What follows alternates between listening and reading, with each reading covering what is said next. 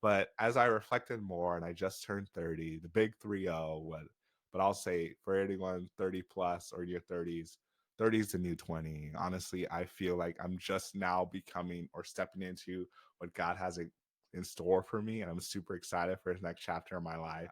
And so I purposely did that because I realized that it was different. A lot of the other leadership type podcasts were really more focused on teaching, teaching, teaching. Good leaders are servant leaders, and they're there to empower and unlock what's already within people. Turn this up, turn this up. Your professional development is one of the keys to your career success.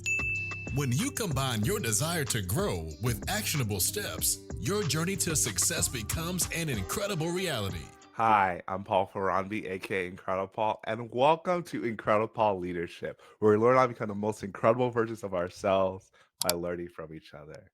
So, first off, thank you so much for listening to the podcast and watching the podcast. So, yes, that's right. If you're just listening to the podcast, you can also watch it. Two easy ways: either go to YouTube, search IncrediPaul Leadership, or click in the show notes or wherever you're listening to this, and click the link "Watch IncrediPaul Leadership," and you'll go directly to this episode. And you'll also see all the different episodes in the playlist as well. And check out the YouTube channel, subscribe. But regardless of if you're listening or watching, bonus points for doing both. I really appreciate the support. It helps me empower young professionals to become the most incredible versions of themselves. So you are making it happen with your support. It means the world to me. So for this episode specifically, jumping right in, I want to talk about leadership identity. So as I was thinking about what I want to talk about a month ago now, I did an episode on STEM identity. It came from a workshop that turned into a live podcast I did at Michigan LSAM Scholars Day. And Dominique Graham was the guest on that show. So shout out to her for being willing to be vulnerable and share her story. It was a really great episode. So if you haven't watched it, definitely go back. It's episode 71. Great episode. You can also listen to it as well, but I'm always willing to push watching it too. So it was a great episode. We talk about STEM identity, science, technology, engineering, and math, as well as just your identity as a whole, like what really brings you meaning. So I want to talk about leadership identity and just understanding what identity is, just understand what leadership is. And I think it can never be said too much because oftentimes we might forget or other things kind of can cloud our judgment. But leadership is influence. Leadership is influence, nothing more, nothing less. So that comes from a quote from the great leadership guru, expert, phenom himself, John C. Maxwell. So I'm a Maxwell Leadership certified trainer, speaker, and coach, able to speak on his content. And this is something that is he has been saying for, I believe, 50 plus years. Maybe not from the very beginning, but he's been saying it for a very long time. That leadership is influence. Everything rises and falls on leadership. But the question you have to ask yourself is, do you see yourself as a leader? What is the identity that you have as far as leadership? But taking a tangent a little bit, I want to talk about my identity and even what my name is. So if you follow me on LinkedIn, you probably already saw it that I think I posted on my personal page. So if you only follow the IncrediPaul page, you might not have seen my personal page. But now my personal page has a different name on it because I changed my name, which is what the LinkedIn post was about. But I didn't change my name in the sense that you may have thought that I changed my name. This is the first time changing my name. Actually, I reverted back to my birth name. My name is Ibukun Olua. Ibukun Olua Faronbi. And so there is that nasal sound. And a lot of times people can't get it right. But whole reason behind my name, sorry, getting over a cold, podcast and all this stuff. My voice might sound a little bit different. I think it sounds relatively the same, but you tell me. This sounds different. Anyway, Ibukun Olua Faronbi is my birth name, and it means blessing of the Lord in Yoruba. As far as Nigeria and a lot of countries, you are whatever your father is. My dad is Yoruba, and then my mom is Igbo, but I'm Yoruba. My name is Yoruba. And so it means blessing of the Lord in Yoruba. And what that really I've been reflecting on is that God has really been a blessing to me and a blessing to my family and just a blessing to so many different things. And my name has brought that about. So Paul, funny enough, means small. And well, if you're just watching this or you don't have met me in person, I'm the opposite of a small person. I'm 6'4", 250 pounds, 250 plus pounds. And I am not a small person by any means. Basically, tight end side, NFL tight end side. And so small or also humble, which is, I think there was a period of time that made sense for me because God was really working on my humility and really molding me into what he wants to. And he's still doing that. But as I reflected more and I just turned 30, the big 3-0, but I'll say for anyone 30 plus or in your 30s, 30 is the new 20. Honestly, I feel like I'm just now becoming or stepping into what God has in store for me, and I'm super excited for his next chapter in my life. So don't let anyone look down on you or discourage you for being in your 30s, 40s, 50s. No matter how old you are, there is grace for the season that you're in, and just embrace it. But so I was turning 30, and I was thinking about I've been thinking about this for a while, really a couple years, about switching my name and going as Ibukun Olua. And like, how am I going to do that? I'm Paul, IncrediPaul. And so what I ended up doing is I just went for it on LinkedIn. And so when you try and search for me on LinkedIn, I think you can still find it, Paul, because like in parentheses is another name, but you can still find it. All that to say, names are powerful, and I feel like just really leaning into what the blessings that God has had on my life and how he's using the blessings in my life to pour out into other people's lives. So great revelation. God's doing great things, but you might wonder, so why did you ever stop using that name? It's an amazing name. It's authentic, all these things. So as you can imagine, my parents came from the United States when I was just 4 years old, moved to St. Louis, went to a private school, and just a lot of people did not know how to say my name. And so what ended up happening is that I adopted a nickname, IBK, and even sometimes people couldn't pronounce that to say Ibk. But a lot of people at the private school and the church that's attached to it, they grew up knowing me as IBK. And so that was my name, and that was something that really resonated with me. But long term, as I started to get more involved with sports, and I became like Paul became more common, and so sometimes I'll go by Paul along the times with this different sports I was doing. At the time, I was homeschooled, so some people may or not know that I was in private school, kindergarten, first grade, through Church on the Rock Christian School. So shout out to anyone from Church on the Rock that attended that Christian school, and then was homeschooled second to eighth grade, and then went to public high school, Fort Small South and St. Louis. So with that, as I was going through, I know we started YMCA for a couple of years or a few years as it was just more rec. And then when we got more focused on baseball, different recreational leagues that we were involved in outside of YMCA, started to use Paul more. And don't ask me why. I think it's just easier. And Paul was also one of my names. It wasn't necessarily on my birth certificate, but it was one of my names. And my only name that's on my birth certificate actually is Ibukun Olua Faronbi. So it's interesting. But there's like 5 other names, which my dad recently showed me all of them. So I was thinking about which ones do I remember, which ones do I not remember. I think there's only one that I didn't remember, but like I said, IBK Ibukun Olua Paul are the main names that I go by and the names that really stuck with me. So they couldn't say the name. So my name was actually legally changed to be Paul Ibukunolua Faronbi. So even on my license shows my middle name Ibukunolua. So it's always there and it shows the middle initial, but people don't always know what it is. When they hear it, they think it sounds Hawaiian. There's nothing further from Hawaiian. It is Western, African, Nigerian, specifically Yoruba. And so I say that just to mention that oftentimes a name what you see yourself out is that's your true identity. So I mentioned like with leadership is influence. Like, are you actually seeing yourself as a leader or not? And when you don't see yourself as a leader, even if you are in a leadership position, you will not act in that way. So a lot of and that's what happens when I'm coaching people on leadership, whether they're in a leadership position or not. But a lot of times when they're not in a leadership position, they don't have a leadership title, they don't see themselves as a leader. And that is the first step. I know Henry Ford has said, what do you think you can? You think you can't?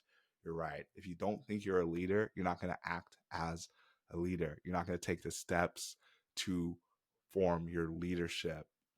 That's really the first step I see is seeing yourself as a leader. So part of that is positive affirmations or just affirmations in general, what you're telling yourself. Our words are so powerful. Like our thoughts are powerful, yes, but what we don't realize is we can program what we're thinking based on what we're saying. Like our thoughts can lead us down a rabbit hole of things, and it's really careful that you try and as much as possible control your thoughts and not let your thoughts control you. You might like, how do your thoughts control you? There can be things that you're thinking about that are not beneficial to you, and you have to like really intentionally be like, hey, no, like something can happen, and then you think a thought that you're dumb, and then you say that you're dumb. You don't want to say it. Like thinking it is one thing, you don't want to say it. Like say something positive instead, because even though your thoughts can lead to your words and your actions, what you're saying could also lead to your thoughts, which leads to your words, which leads to your actions. So it's kind of counterintuitive, but what you say can also help you reform how you think about things. So think of yourself as a leader, and it doesn't have to be like, oh, every day you're saying yourself as a leader. You're saying that you're a leader. I think that actually does help, but maybe you're not ready to do that. But more so when there are different opportunities for leadership, going after them, learning more about what leadership really is. And so I think leadership can seem like a narrow topic, but more and more when I think about things and learn more about things, really any topic, you might think it's narrow, but the more you're in a specific area, just think about the stuff that you do or anything that you're an expert in, like engineering for one, I think, or even chemical engineering. Like it just goes deeper and deeper. Like if you're not in an area, you don't realize how much more complex it is. All the inner workings that goes into it, the differences, nuances, all of those things. Same thing with leadership. Talk about leadership as influence. That's a simple way to put it, but it's a lot more than that. A lot of it, leadership, you have to have good listening skills. You have to have good emotional intelligence skills. You have to have good vision as well. You have to have strategy. You have to have all these things. So at the very basis, leadership is influence, nothing more, nothing less, like John Maxwell says. But that doesn't mean that leadership isn't so much more that you can build on and continue to grow and develop. So, like I mentioned, see yourself as a leader, declaring that you're a leader, building out a personal growth plan. So this is IncrediPaul leadership, learning how to be the most incredible versions of ourselves. And so the first step to developing your leadership or really developing anything is being intentional. So John Maxwell has a great book, 15 Invaluable Laws of Growth. The first chapter is about intentionality and being intentional. So in order to grow, you need to be intentional. Growth doesn't just happen. Sometimes it may happen if you're in a specific life stage, growth is just going to happen. I would say when you're younger, you're kind of forced to grow, going to school, what your parents are saying, like just physically growing. There's a lot of things that you're forced to do when you're younger, when you're a child, adolescence, before you become an adult at 18, which has even been shown like, yes, we're technically adults at 18, but especially for the male brain, I think female brain develops a lot quicker. But the male brain, prefrontal cortex is not fully developed until 25. So we may have to redefine what adults look like for men. And speaking as a man, like, yes, it can be humbling, but who I was at 18 is drastically different than who I was at 25. even more different than who I am now. Like, that's the core of who I am as far as someone who has had a great smile from what people have told me, and someone who cares about people, wants to learn more about people. The person who I was at 18 was definitely more reserved and shy and not outgoing. 25, I got more out of that. 30, I am actively seeking out people and all the different opportunities I can, because I realize that at the end of the day, what matters the most is relationships and who you know and who are you connected with. Like, accolades are great, accomplishments are great, but when you think about all the critical moments, all the moments that you celebrate and enjoy, is not necessarily just the act of getting an award or accomplishment. A lot of times it's the people surrounding you, people cheering you on, the people celebrating with you, at least for me, that makes it all the more enjoyable. So that's something to keep in mind. So having a personal growth plan, and this can be as simple as a podcast or multiple podcasts. So I would say, if you have ever listened to this podcast, which you're under the sound of my voice right now, you are making the right steps. But I would say be intentional with it. Like, whether it's this podcast, or I would definitely recommend the Maxwell Leadership Podcast. Subscribe to that. You get teachings from John Maxwell every single week. It's broken down by Tracy Morrow and Mark Cole, who's the president, and sometimes Chris Godey, between Chris Godey and Tracy Morrow.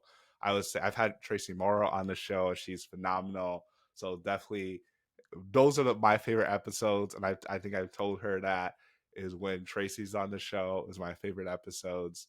When she's getting to talk with Mark about different topics. So that's a different type of leadership podcast. It's definitely more focused on the conversation, and then John shares a topic. Mine is more focused on the person and how they developed, and more conversational based, talking directly to them. And so I purposely did that because I realized that it was different. A lot of the other leadership type podcasts were really more focused on teaching, discussion, which is great. But what you have to realize is that you just want to differentiate yourself. And I realized that I'm also really good at teaching, and I've had different episodes that I was able to do teaching stuff, but just want to do something different. So definitely recommend Maxwell Leadership Podcast. Craig Rochelle has a good podcast. Also, reading, reading. So reading is great to relax and do all the different things, but reading is also good for personal growth. John Maxwell has said, I know this is like the John Maxwell episode, so maybe that's going to end up being the title, or leadership is influence, or whatever it is. But John Maxwell has said there are many people who mentored him before he ever met them, just through their books, through getting to read and understand them. And so, what I would challenge you to do and to understand is that reading is a great way to grow. I know reading for fun is good, but it's been said if you just read 10 pages a day, you will read 360, you will read, I think, 10 or 11, 10 to 12 books in a year, just reading about 10 pages a day, 300 pages a month. You will get to read almost 12 books in a year. So start small. Maybe you can't do 10 pages. Maybe you can only do 5 pages. Maybe you can only do a page. Start with whatever you can do. It can do, and be consistent with it. So that, also going to conferences. So this is next level.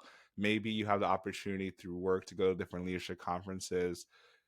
It's important to go to those conferences, but what I think is even more important than going to those conferences is the people you're able to connect with at the conferences as well. Not just only going there, but able to connect with the people. Be intentional about whether you're doing podcasts or reading, going to conferences. Be intentional about what you're doing, what you're learning. It's so critical. The other thing kind of goes along with going to conferences is seeking out a community. Seek out a community of leaders. And so this can be as simple as different professional organizations. So I'm can't even talk. I'm part of the National Society of Black Engineers. And so there's different ways I can get connected. I also do a lot of stuff with my own nonprofit, National Alliance Lead Acceleration of STEM. Nala STEM was able to found that organization, currently the president of the organization. And so we have a community, we do different things, even with my immediate group. And we're trying to do more stuff as far as how to build a community in person and virtual. A lot of times we end up doing virtual, but we have exciting plans that we're working on doing stuff more in person, getting to connect with different students, universities, as well as people who are past the not the learning stage, but maybe the educational, formal education stage, because I think we're all always learning. Maybe we're past the formal education stage, so that's important. So those are some things to think about in order to see yourself as a leader. For to I guess develop your leadership identity. First, see yourself as a leader, be intentional about that. Next, having a personal growth plan, and then having a community of leaders. There's a lot of other things you can do. I would definitely recommend getting a coach. It doesn't necessarily have to be me. And maybe you can reach out to me and I'm not the right coach for you. And then I can connect you with someone else. Here's the thing about coaching that people don't always realize is that people often mistake coaching and consulting and they use them interchangeably. A lot of people that are business coaches or leadership coaches, I would say more business coaches, are really business consultants. They want to tell you what to do from what they have experienced. And I think there is a place for that, especially when you're just getting into a business or not really sure what to do. That's good. But what is really more powerful and the most powerful thing is when you get coaching. And coaching is asking really thought provoking questions to unlock what's already within you. So a good coach is going to ask lots of questions and they're not going to be close ended questions or yet meaning they're not going to be yes no answers to the questions. These questions are designed to make you think and grow and develop, and they're also going to help keep you accountable. So I know there's accountability coaching, but I think that's kind of redundant. All coaches are there to help keep people accountable. Consultants, not necessarily, which is why I say that a lot of times people mistake consulting and coaching. All coaches are there to unlock what's within you and help hold you accountable. But the thing is that with any coach, they need your partnership. A coach cannot do the work for you. They cannot hold you accountable unless you want to be held accountable. So coaching is great, but if you're not someone who's actually actively seeking out or wants to grow and develop, then it's not going to work. It's not going to be what you want it to be. So keep that in mind. But as and I didn't want to make this episode too long, trying different things with having shorter episodes, at least when they're individual, is understand why you want to lead. Because some people want to lead because they want to be in charge, they want everyone following them, they want to have this great title, they want to be seen as someone who is respected and admired. And yes, that is an aspect of leadership. That is one of the quote benefits of leadership is that you can be admired, you can be respected, you can be loved at times. But a lot of times with leaders, you have to decide, do you want to be loved or do you want to be respected? Being loved is great, but being loved is not always going to get the business to where it needs to be. What you want to be is to be respected. Yes, your people will love you, but not everyone's going to love you. It's just human nature. We have different people we don't like, whatever it is. What's better is to be respected, and that comes with being clear about your action, having a compelling vision, seeking to empower people, challenge people, all these things. But all that comes from understanding why you want to lead. If you want to lead just because you want to be in charge, I hate to break it to you, but it's going to be a long road ahead of you. Like maybe you get to be in charge, but a lot of times you're going to butt heads with people because some people want to be led and are followers. Other people want to lead themselves and they're going to see you as a threat. Good leaders are servant leaders and they're there to empower and unlock what's already within people. And a lot of good leadership, I believe, also stems from using a lot of coaching techniques because, yes, you can tell people what to do. And I think there's a place for that when people are still learning to develop, they don't necessarily know. But what's more powerful is when you're able to empower them to make decisions and just guide them along the way. But I know for me, I was a hesitant leader, to say the least. Growing up, I was a person that did not want to be in the leadership position. I did not want to be in the forefront. I know even as I was going through youth group, doing different things, I know recently I had Richard Nakai on the podcast. So he was one of my youth group leaders. He challenged me in different ways to step out and do more in my leadership. Like even I think at like 16, I got to speak to my youth group about my testimony and what God was doing in my life. And so, I mean, I was thinking back, it was like a ton of people, like maybe 150 people in the room. But for someone who doesn't even like to be in like small group settings sometimes of like 6 to 8 people, that was sometimes a step for me to talk in front of those people. And then now being asked to speak in front of a whole group of people, it was very hard. And I don't know if someone has a recording of it. I'm sure it was terrible. I think people gave me some courtesy claps. I think I saw a recording and I was talking way too fast. Didn't make any sense. People were gracious. It was my first time doing it.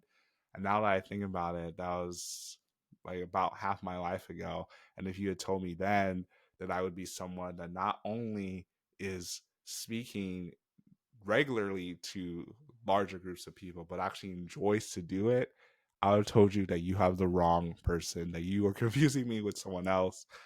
And that's just the beauty of growth. But I was someone that did not want to be a leader. I thought that being a leader meant having a title. But for me, I think the real switch happened after I graduated college and I started to do more stuff with a nonprofit for Inspire LSAM, which really was the basis for NALASTAM. It was an Inspire LSAM alumni committee, me and Queenster Narte, which Queenster, if you're listening to this, we need to get you on the podcast. Like, I know we tried to make it happen and we both got busy. We need to make it happen. But we were able to form this community, and that really caused me to go deeper in my leadership. Of course, I've had to learn so much about my leadership style, how to approach things, how to listen to people, how to do things. But even looking back, I cringe at some of the things I did or said, but it's just a part of growth. When you are able to look back at 5 years, 2 years, last year, and you cringe at some of the things you said or did, that's actually a good thing. It shows that you're growing. If you're constantly looking back and saying, oh, things are way better then, that's a very dangerous place to be. Most likely, it means that you're no longer growing or you're no longer doing things to elevate your leadership, elevate your personal growth. And often when you're not elevating it, you're actually decreasing it. And you're probably making a lot of people upset and angry with you. It can be really easy to try and rest on your laurels, so to speak, and say, I did all these things in the past. I'm a great leader. But leadership is not stagnant. You're either going up or you're going down. There's really no in between. So we all have examples of good leaders and bad leaders. Everyone is a is a hero in their own story, believe it or not. Like the worst person you could ever think about, like if you ask them why they're doing these things, no matter how twisted it may seem, they do not think that they're a bad person. They do not think that they're the villain in their story. Look at even any superhero or any movie or anything with evil people, they think they're doing the right thing. And so that is why I'm so intentional about adding value to people, because people are valuable. And it all stems from my identity that comes in Jesus Christ. As a identity comes as a person of faith. That say that Jesus is first, I come second, and then all the other relationships. And the reason I would say I come second, because oftentimes I would say others come second, is because if I can't take care of myself, I'm not going to be able to take care of others. So I take care of myself in a lot of different ways, as far as like the eight dimensions of wellness, and just to make sure I'm in a good place. And so when I'm in a good place, I can help others to grow, develop, and truly be incredible. Thanks for listening. Thank you for listening to the IncrediPaul podcast with Paul Faronbi. We hope you enjoyed. Be sure to rate and review this podcast on your favorite podcast listening platform. We'll see you here next time. And be incredible. Incredible. Incredible.